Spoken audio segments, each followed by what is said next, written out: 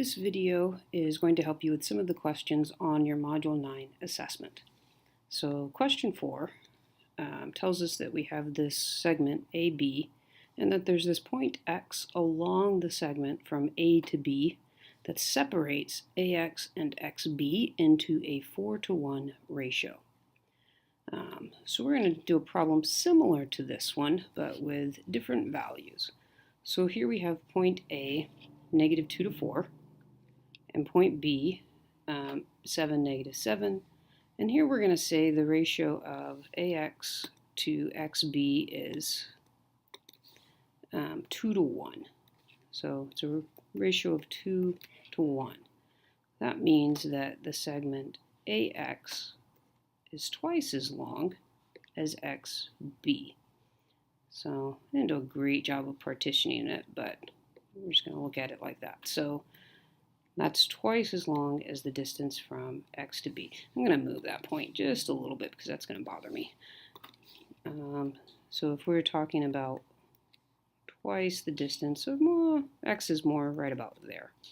So if we divide this into 3 parts, you can see that X is 2/3 of the distance, from A to B. So it's 2/3 A to B. So the question is asking us to find this coordinate point. But let's start by, let's draw some triangles here to help us out a little bit. So it's our vertical distance to get from A to B, and here's our horizontal distance. So we're just going to assume that meets right there. But we want to find a point that is 2/3 of each of these distances. So 2/3. So we're going to go 2/3 horizontally and 2/3 vertically and 2/3 of the way horizontally. So what we first need to figure out is, well, what is this distance horizontally and what is this distance vertically? So I'm going to change colors. So if our x coordinate starts at -2 and ends at 7, that's a total of 9 units.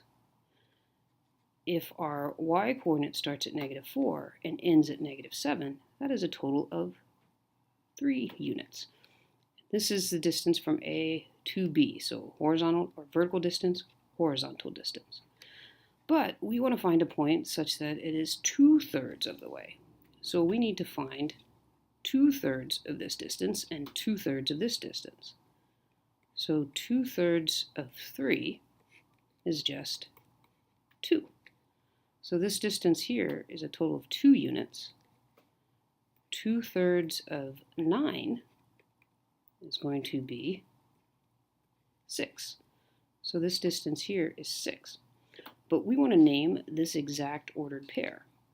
So if we started at -2 for our x coordinate, for our horizontal, started at -2, we need to travel a total of 6 units.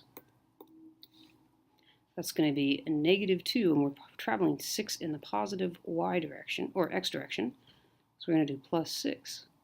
And then here, for our y coordinate, we started at -4, and we are going to go down 2 units instead of a full 3 units, so -4 minus 2. So our ordered pair for this would be 4, -6.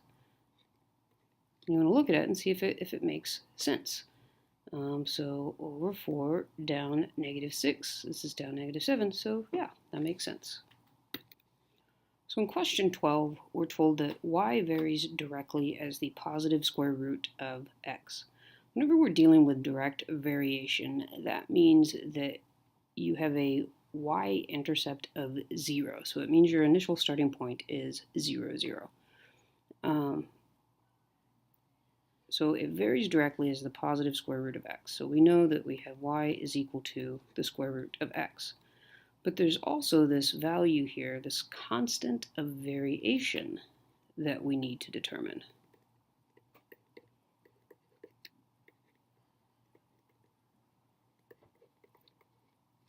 So if you were dealing with a linear equation, say y equals 2x, that represents direct variation. We would say y varies directly with x, and our constant of variation would actually be our slope. But this isn't linear, so we don't refer to this as slope. It's just our constant of variation. So we need to figure out this value of k before we can answer this question. And again, I'm doing a problem similar to this one, but not exactly the same. So we're going to go ahead and keep this first sentence the same. Y varies directly as the positive square root of x. But we're going to solve this problem here. So when x is 36, y is equal to 2. So we can use this to solve for our constant of variation, this k value here. So 2 is equal to 6 times k. So we want to solve for k, so we're going to divide both sides by 6.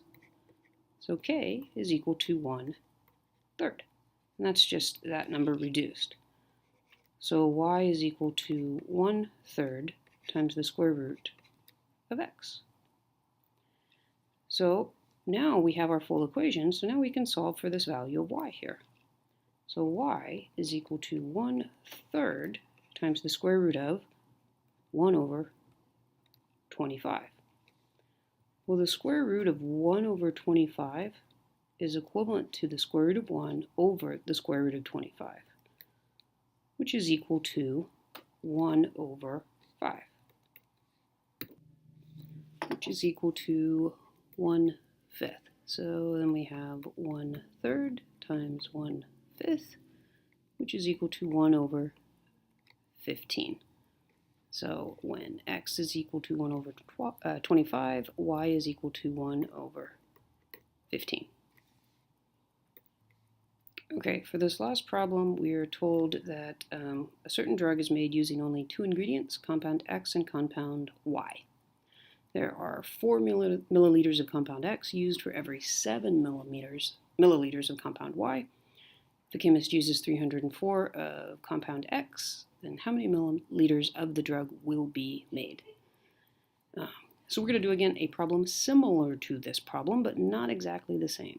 So still have a drug made out of compound X and compound Y, but in this scenario there are 6 milliliters of compound X for every 11 milliliters of compound Y. So that is in a ratio of compound X to Y is in a ratio of 6 to 11. So these are in proportion to one another. So the first thing we need to determine is if we have 400 milliliters of compound X, how many milliliters do we have of compound Y? So I'm going to plug in 400 for X and solve for Y. So I'm going to multiply both sides by 11. Actually, let's just go ahead and cross multiply to solve this. So 6 times Y is equal to 400 times 11. So that gives us 6y is equal to 4,400. And we're going to divide both sides by 6. So 4,400 divided by 6 is equal to 733.3. So when we use 400 milliliters of compound X, we use 733 milliliters of compound Y, which gives us a total of 1,133.3 milliliters total.